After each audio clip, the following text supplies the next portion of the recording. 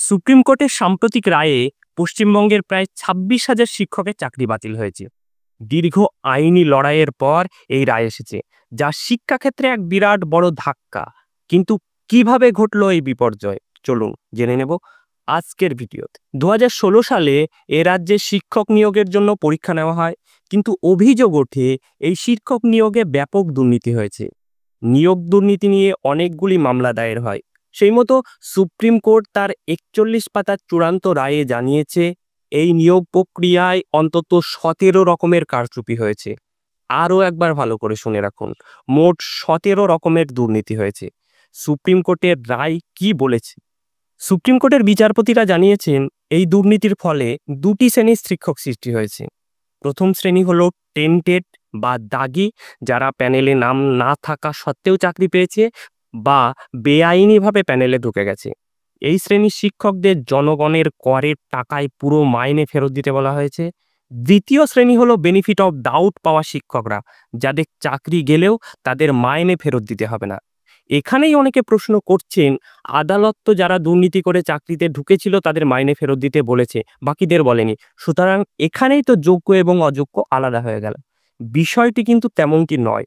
আদালত মোট ১৭ রকম দুর্নীতি হওয়ার প্রমাণ পেয়েছে, কিন্তু ১৭ রকম দুর্নীতি করে কারা কারা চাকরিতে ঢুকেছে এসএসসি বা মধ্যশিক্ষা পর্ষদকে বারবার তাদের লিস্ট জমা দিতে বললেও তারা তা দেয়নি।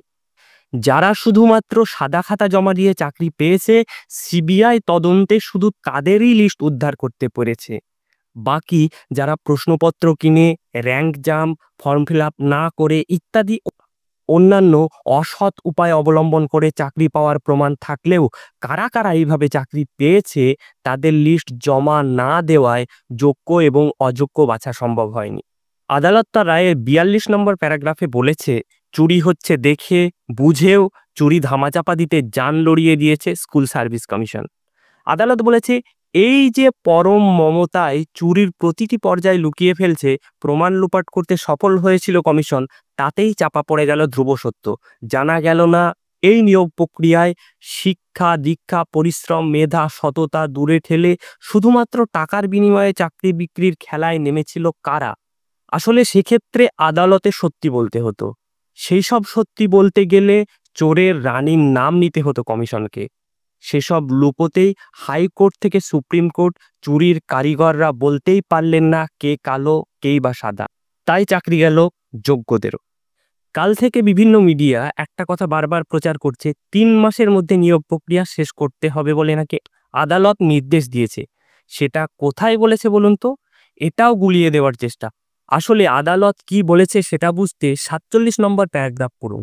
আদালত আসলে বলেছে, এই আজ যাদের চাকরি গেল তাদের মধ্যে এমন যারা রয়েছেন যারা এর আগে অন্য সরকারি বা সরকার পোষিত স্বায়ত্তশাসিত সংস্থায় চাকরি করতেন, তাদের পুরনো চাকরিতে ফেরত নিতে হবে এবং এই প্রক্রিয়া ৩ মাসের মধ্যে সম্পন্ন করতে হবে।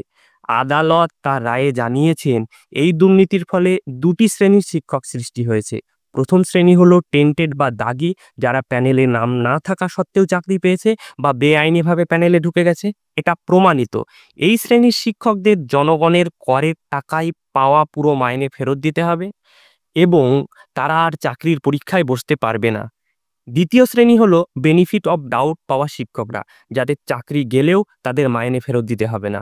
নতুন যে নিয়োগ প্রক্রিয়া হবে তারা এবং ২০১৬ সালে যারা ফর্ম ফিল আপ করেছিল কিন্তু চাকরি পায়নি, তারাই শুধুমাত্র এই পরীক্ষায় বসতে পারবে। এছাড়া রায়ের ৪৮ নম্বর অধ্যায়ে ডিজেবল ক্যান্ডিডেটদের প্রসঙ্গে বলা আছে ক্যান্সার আক্রান্ত সোমা দাসের চাকরিটা মানবিকতার খাতিরে রাখা হলো, কিন্তু আরও যে সমস্ত ডিজেবল ক্যান্ডিডেট আছে তারা এই বেনিফিট পাবেন না, কিন্তু তাদের চাকরি কন্টিনিউ থাকবে এবং স্যালারি পাবে যত দিন না নতুন নিয়োগ হচ্ছে।